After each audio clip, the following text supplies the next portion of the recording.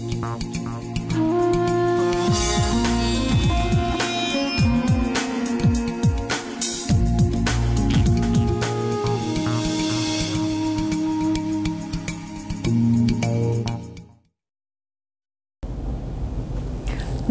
শুরু করছি রবিবারের সন্ধে সুভাষ শাস্ত্রীর সঙ্গে। সুভাষ শাস্ত্রী যার কথা জ্যোতিষের বেদবাক্য। সুভাষ শাস্ত্রী আপনার ছকে যার কথা শেষ কথা। সুভাষ শাস্ত্রী সেই নাম যার উপরে আপনাদের ভরসা, বিশ্বাস। এটা তো একদিনে সম্ভব নয়, তাই নয় কি সুভাষদা? দীর্ঘদিনের আপনার পথ চলা এবং মানুষকে এটা বুঝিয়ে দেওয়া যে সুভাষ শাস্ত্রী সবাইকে দেখেন না, আর যাকে দেখে সুভাষ শাস্ত্রী বলেন প্রতিকার লাগবে, জীবনে তার প্রতিকারটা লাগবেই। এটা দায়বদ্ধতা। এটা মানে সকলের জন্য সুভাষ শাস্ত্রী নন। না না না না, প্রতিকার আবার সবার জন্যই সুভাষ শাস্ত্রী। দেখো, আমার চিন্তা ভাবনাটা সবার মধ্যে যাতে প্রতিফলিত হয়, কিন্তু রেমেডি সবার জন্য না। সকলের জন্য সুভাষ শাস্ত্রী নন, চেম্বার সকলের জন্য নয়, কিন্তু অনুষ্ঠান সকলের জন্য, সার্বজনীন সবার জন্য, আমার উপাচার সবার জন্য, আমার যে ফলাদেশ যেগুলো রাশি এবং নক্ষত্র, যে আজকে একটা নতুন জিনিস বলবো আপনাদের। আচ্ছা, বলে দিই, একটা নতুন ফল বলবো। রাশিফলও থাকবে আজকে, চেষ্টা করবো রাশিফল থাকবেই অবশ্য। দুই হচ্ছে যে গতকাল একটি মেয়ে বহুদিন ধরে আমার কাছে নৈহাটি থেকে আসে, ওর বহু চেনা ছেলের সাথে প্রেম করে, মানে অনেকদিন ভালোবাসলে বন্ধুত্ব হিসেবে যা হয়, তারপরে সে বিয়ের পরে গিয়ে শ্বশুরবাড়িতে গিয়ে সমস্যার মুখে পড়েছে। অনেকেই পড়ে, মানে বহু বছরের প্রেম, 8-10 বছরের প্রেম, সেটা বিবাহ কনভার্ট হয়েছে লাস্ট ইয়ার, এবং সে সমস্যা পড়েছে। সমস্যা পড়ার ইনস্ট্যান্ট আমার একটা পুরনো একটা ঘরোয়া একটা ট্রিক্স মনে পড়লো, খুব পুরনো। এটা শুনেছিলাম আমি আমার বাবার মুখে। আমার তো দুটো বাবা, একটা হচ্ছে আমার সর্বোত্তম বাবা গুরুদেব, আর নিজের বাবা। তো বাবার মুখে আমার নিজের বাবা নয়, জন্মদাতা বাবা, মানে বায়োলজিক্যাল ফাদার, এবং একজন হচ্ছেন দীক্ষা গুরু।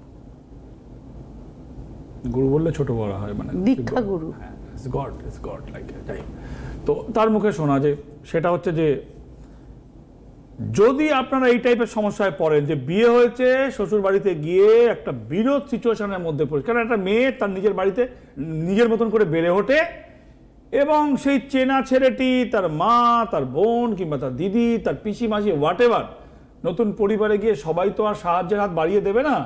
কেউ সেই হাতের মধ্যে হয়তো লঙ্কার গুঁড়ো মাখিয়েই হয়তো হাত বাড়াবে, যে দেখ কেমন লাগে, হতে পারে।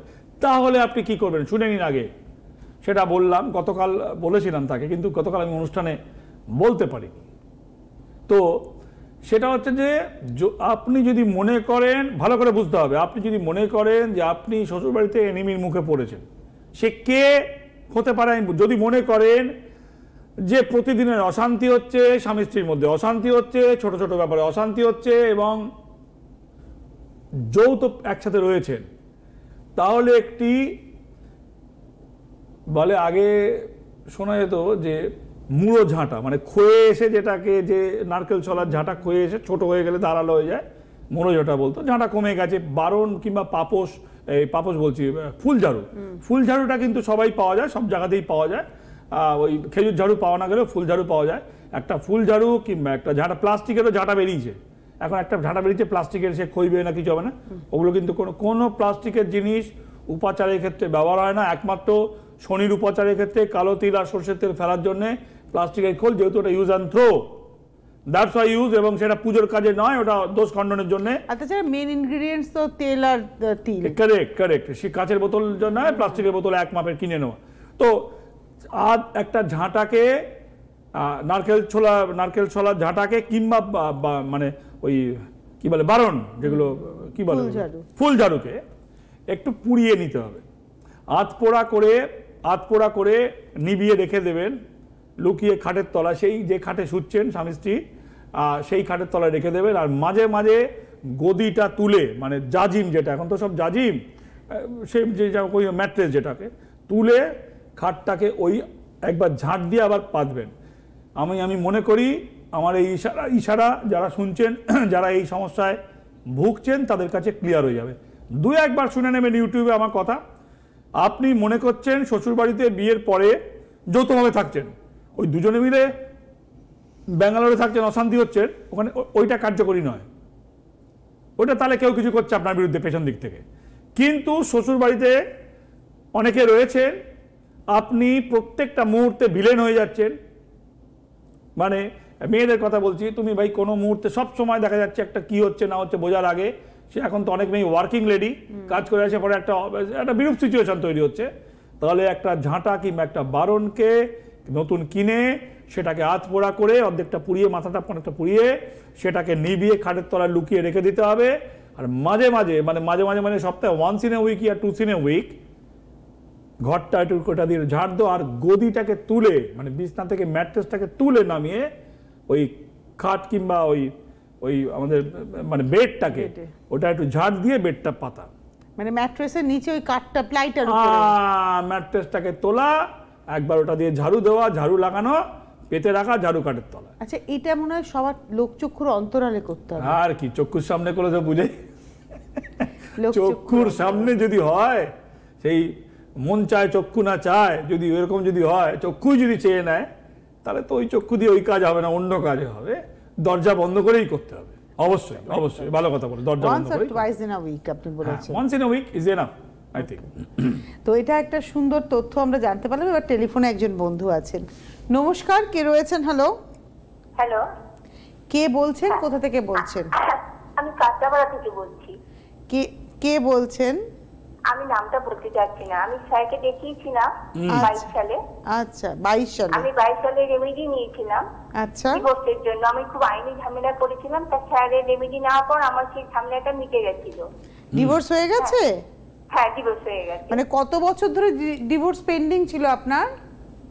ডিভোর্সটা পেন্ডিং ছিল ধরেন এই বছর খানিক ধরে ঝুলছিল, ওরা কিছুতেই রাজি হচ্ছিল না। যাই হোক, স্যার থেকে রেমেডি নেওয়ার পর আমাদের সেই কাজটা হয়ে গেছে। স্যার সেটা আমাদের বিপদ থেকে বের করে দিয়েছেন আর কি, দুর্যোগের থেকে।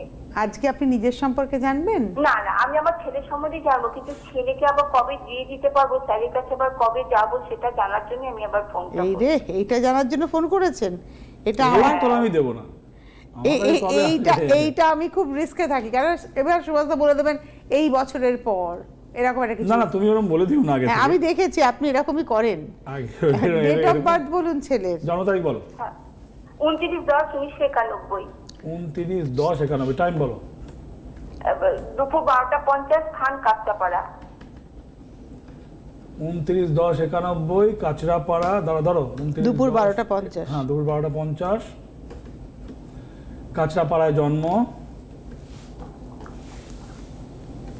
দুপুরবেলা জন্ম, কাঁচরাপাড়া জন্ম। কেরিয়ার জমতে একটু লাগবে, কিন্তু ওর দুটো জিনিস তোমার দেখো ভাই, ওর কিন্তু বিবাহ স্থানে বৃহস্পতি বসে রয়েছে। হ্যাঁ, এটা প্রেমের যোগ। দুই হচ্ছে কেরিয়ারের ক্ষেত্রে কি করছে তোমার ছেলে এখন? আমার ছেলে চাকরি করে, কিন্তু বিয়েতে রাজি হচ্ছে না স্যার। না, কি বিয়েতে করব, আপনার কাছে কবে বলে যাব? দিচ্ছি বলে দিচ্ছি একটা কথা বলে দিচ্ছি। পয়সা রোজগার করে আরো বেটার জব, আরো বেটারও পেতে পারে, আরো জায়গা, কেরিয়ার আরো বড় জায়গায় যেতে পারে। 2 নম্বর কথা হচ্ছে যে অষ্টমে বৃহস্পতি বসে রয়েছে, তো ছকটা একটু ফেলি টিভির পর্দায়, দেখো ছকটা টিভির পর্দায় ফেলে দিয়েছি আমি। এই অষ্টমে বৃহস্পতি বসে রয়েছে, বিয়ের স্থান ভালো নয়। বিয়ের স্থান মানে বিয়ে তো করবেই না তোমার ছেলে। বিয়ে, আচ্ছা আপনাদেরকে বলি একটা কথা, যে বিবাহ স্থানে যদি চেঞ্জ করে, বিবাহ স্থানে যদি বৃহস্পতি এবং শুক্র বসে থাকে, শুধু বৃহস্পতি বসে থাকলে বিয়ে হতে চায় না, আর শুক্র বসে থাকলে তার হরমোনাল কিছু চেঞ্জেস দেখা যায় তার মধ্যে, মেন্টালি। এই হরমোনটা আমাদের মেন্টালকে, ব্যালেন্সটাকে কন্ট্রোল করে, এবং সেই চেঞ্জের জন্য কিন্তু বিয়ে করতে চাইবে না। তো কি বলছে স্যার? ও বিয়ের কথা করতে গেলে বিয়ে দিতে পারবো তো স্যার? আমার তো স্বামী নেই। বিয়ে দিতে পারবে না। হ্যাঁ, বিয়ে দিতে পারবে না, হরমোনালের একটুখানি। তুমি তো মা, তোমাকে আর কি বলি আমি? বিয়ে হবে না স্যার আর? বিয়ে দিতে পারবে না, তুমি তো মানবে না, তুমি দেবে কি করে? একটা বড় ছেলে 33 বছর 32 বছর বয়স, তুমি কি করে দেবে? মানে কি করে দেবে সে না চাইলে? It's not possible. কি হবে তাহলে স্যার? আমরা কাছে কবে যাবো স্যার তাহলে? সে তুমি তাহলে এসো, তাহলে এই দেখো আমার ঘরে আগে চাবি দিয়েছে বলেছে। আমি এখন এটা বলতে ভয় পাচ্ছি। তুমি আপনি দ্রুত যোগাযোগ করুন, তাই তো? হবে তো বিয়ে স্যার, হবে তো বিয়ে স্যার। না, হবে তো বিয়ে স্যার। আমি ভাই এই কমিটমেন্ট করতে পারবো না, আমি এই কমিটমেন্ট করতে পারবো না। তাহলে তুমি এসো না, আমি এই কমিটমেন্ট করতে পারবো না। তুমি এসো, আমি চিন্তা ভাবনা করবো। ওর হরমোনাল কিছু ব্যালেন্সের কিছু প্রবলেম আছে, অষ্টমে বিবাহস্থানে বৃহস্পতি থাকলে বিয়ে হতে চায় না, সে চায়, আর শুক্র বসে থাকলে সে চায় না। আপনাদের সবাইকে বলছি, বৃহস্পতি শুক্র যদি কানেক্টেড হয়ে যায় বিবাহ হাউসে, সে বিয়ে করতে চায় না। আর শুধু অনলি বৃহস্পতি, সে চাইছে কিন্তু হচ্ছে না, এটা হচ্ছে উল্টোটা, সে চাইছে না। শুক্র যে মানে মানে তামসিক যে গুরু, দৈত্য গুরু, তমরসের যে কারক, সেটা তো অপোজিট সেক্সকে সে টানছে না, মানে অ্যাট্রাক্ট করছে না। তো কি করে একটা মেশা এসে থাকবে? হাউজ ইট, মানে সম সেক্সকে সে টানে, অন্য সেক্সকে টানে না। এটা মা হিসেবে ওনারই বোঝা উচিত না, এটা বোঝা যায় না। একটা ছেলে যখন মেয়েলি টোন থাকে তখন মা বুঝতে পারে, কিন্তু ছেলেকে এটা মা ধরতে পারে না। হ্যাঁ, একটা মেয়ে যখন মাফ করবেন, একটা ছেলের যখন মেয়েলি সিম্পটম থাকে, বেশিরভাগ মাই বুঝতে পারা উচিত ছেলেদের ক্ষেত্রে। কিন্তু ছেলে পুরো সে একটা ছেলেকে টানে, সেটা বুঝতে পারবেন, ধোকা খেয়ে যাবে। How is it possible? It's not possible, অসম্ভব। কত কঠিন প্রেডিকশন কিন্তু এটা। হ্যাঁ, বৃহস্পতি শুক্র মার্জ হয়ে যাচ্ছে, মানে তো অপোজিট সেক্সকে টানছে ছেলে, কিন্তু একটা ছেলেকেই সে টানছে। আর একটা জিনিস আপনারা লক্ষ্য করে দেখলে, কোনো মিথ্যা প্রতিশ্রুতি নয় কিন্তু, হ্যাঁ আসুন বিয়ে দিয়ে দেবো না, হাত জোর করে উনি বলে দিলেন বিয়ের চাইতে, মানে বিয়ে কবে হবে জানার জন্য আসবেন না। হ্যাঁ, ছেলের মেন্টালিটিটাকে ঠিক করার জন্য, mentality change how is it কি করে সম্ভব সেটা নিশ্চয়ই আমি দেখব। আমি কিভাবে বিয়ে দেবো, আপনি আসুন, মিথ্যা কথা না আমি বলতে পারবো, আমাকে দিয়ে হবে না। ওই জন্য বলেছি না, সুভাষ শাস্ত্রী সকলের জন্য নয়, কিন্তু আবার সবার জন্য সুভাষ শাস্ত্রী। এই যে ঝাড়ুর বিষয়টা বলেন, এটা সবাই করতে পারেন বাড়িতে বসে, টিভির পর্দায়। এবার কি রাশিফলে যাব আমরা? আগে আসবো সরস্বতী ঠাকুরের। ও হ্যাঁ, সরস্বতী পুজোর দিনে কি করবেন ভাই? সবাই তো ওই ভ্যালেন্টাইন উইথ সরস্বতী পুজো, আগে তো দেখতে পাচ্ছি ভ্যালেন্টাইনের গুরুত্ব, তারপরে সরস্বতী পুজোর গুরুত্ব, ঠিক আছে। কিন্তু সরস্বতী না কৃপা করলে ভ্যালেন্টাইনের প্রেমও জমবে না। সরস্বতী মানে কি? বাক দেবী, মানে বাক্য যদি ভালো না হয় না, তোমার বাক্যে প্রেমও হবে না, তোমার বাক্যে মোহিত। মানে ওথেলোর গল্পে শেক্সপিয়ার যখন পড়েছিলাম, তখন কিন্তু ওথেলোর কিন্তু সাউন্ড শুনেই ডেসডিমোনা প্রেমে পড়েছিল, দেখে নয়, দেখে চমকে গেছিল। চোখ যখন খুলেছিল, সরিয়ে দাও একে আমার চোখের সামনে থেকে, কিন্তু বলেছিল সরিয়ে দাও, কিন্তু ওই আওয়াজ না শুনলে তোমার ভালো লাগছে না। শেক্সপিয়ারের সেই অসাধারণ লেখা, সেই দেখে ভয় পাওয়া আর না শুনে পাগল হওয়া, অর্থাৎ কিনা বাগদেবীর কৃপা ছাড়া আপনার প্রেমও ভালো হবে না। চলুন, বিদ্যা তো নয়, আপনি শিক্ষা হলো না হলো চুলোয় যাক, বাক্য তো ভালো হবে। বলে বাক্যে শত্রুতা, রাহু যদি আপনার এটা থাকে, আচ্ছা আলোচনাটা ঘুরে যাচ্ছে, বলে দেবো বাক্যের শত্রুতা কখন হয় আর বাক্যের মিত্রতা কখন হয়, আর বাক্য দ্বারা বশ কিভাবে হয়, সামনে বলা এও তো হয়। আর বলে না, সেই সোরের থেকেও কলমের ধার বেশি, আর কলমের থেকেও বাক্যের ধার আরো বেশি, ওটা সরস্বতীর কৃপা। আসুন, সরস্বতী পুজোর দিনে আমরা, সরস্বতী পুজোর দিন বুধবারে, আমি আর ওসবের মধ্যে যাচ্ছি না, কি করবেন সবাই জানেন। তার 24 ঘন্টা আগে দাড়ি, গোপ, চুল, নখ কাটা বন্ধ। এবার প্রেম করতে গেলে তো লোকে সুন্দর করে দাড়ি, যাদের দাড়ি রাখে না তারা কামিয়ে যাবে, আর যারা রাখে তারা ওখান থেকেই সেভ করে যাবে, করা যাবে না।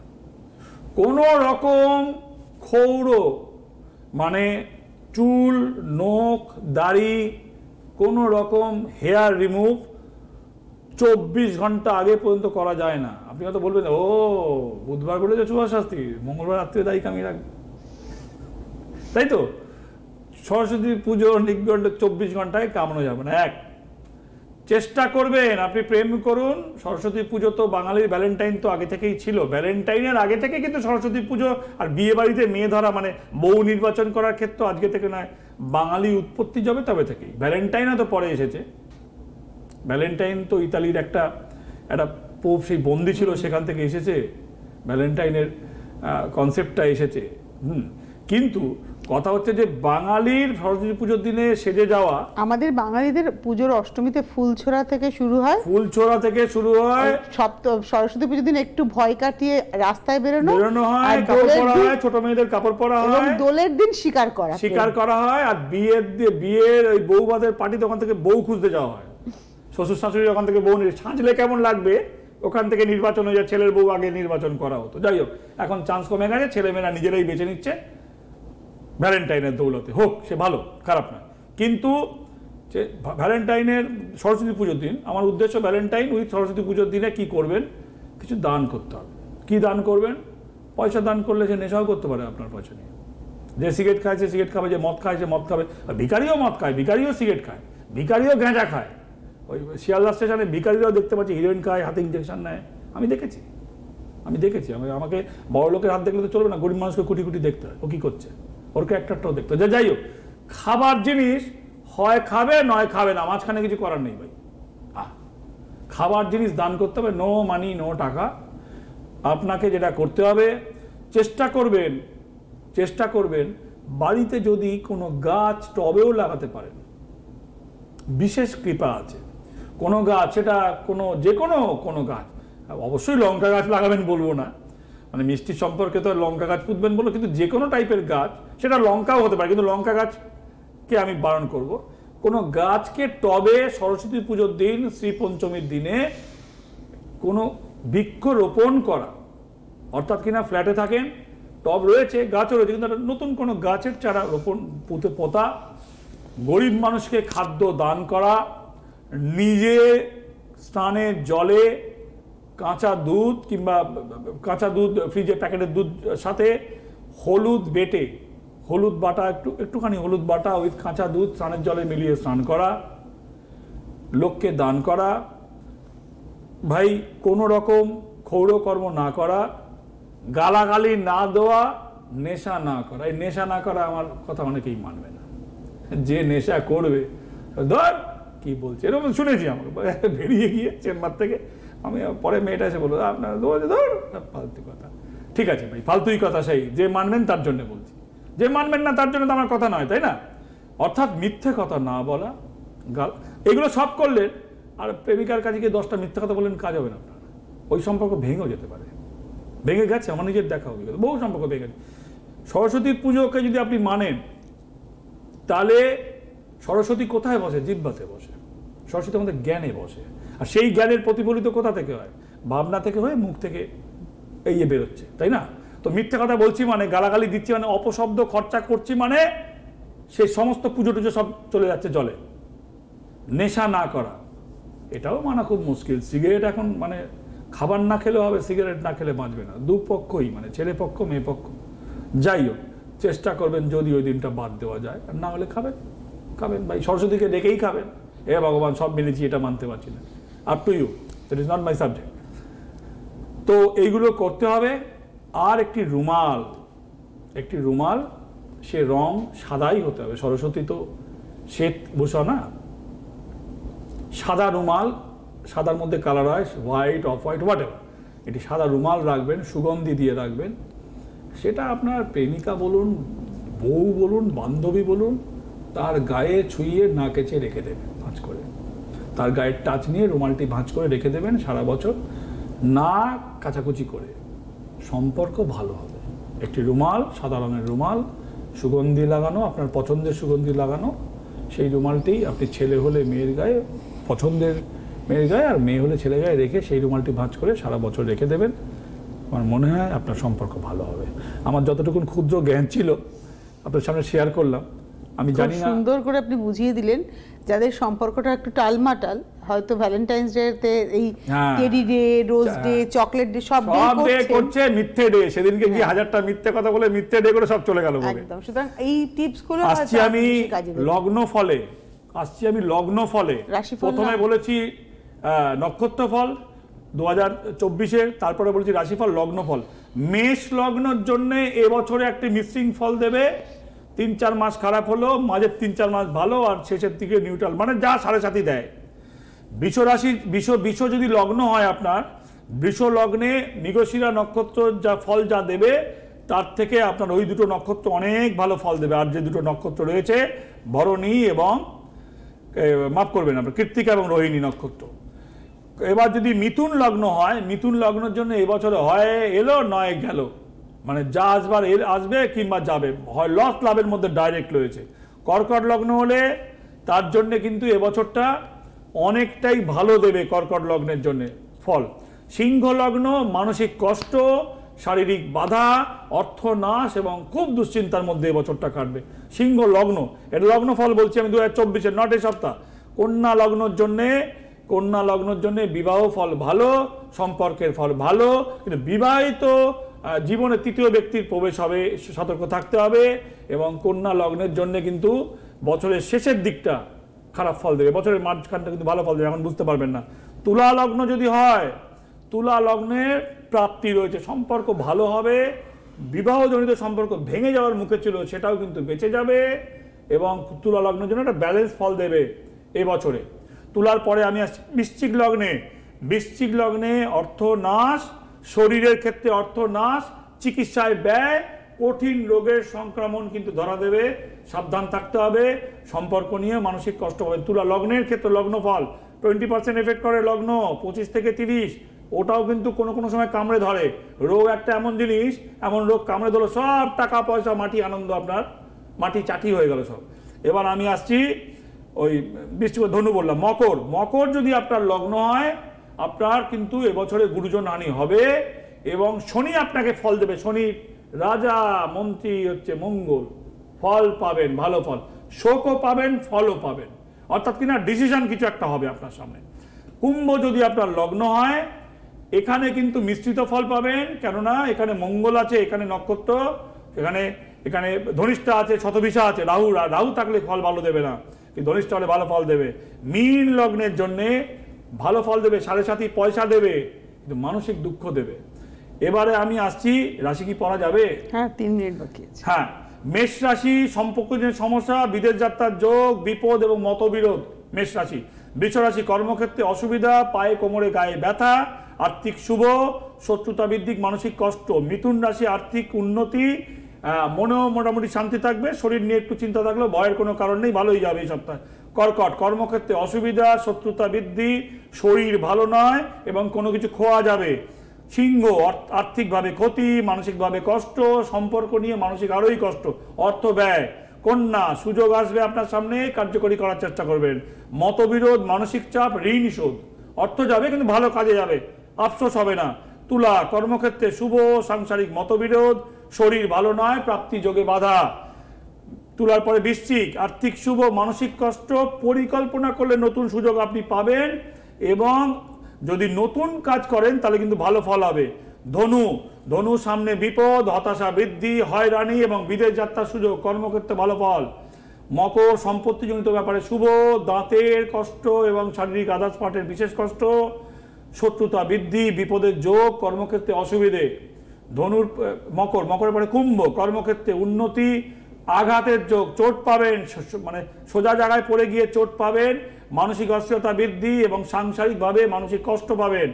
মীন, কর্মক্ষেত্রে পরিবর্তন, বিদেশ যাত্রার যোগ, শরীর ভালো নয়, প্রাপ্তি যোগে বাধা, ইষ্টফারা।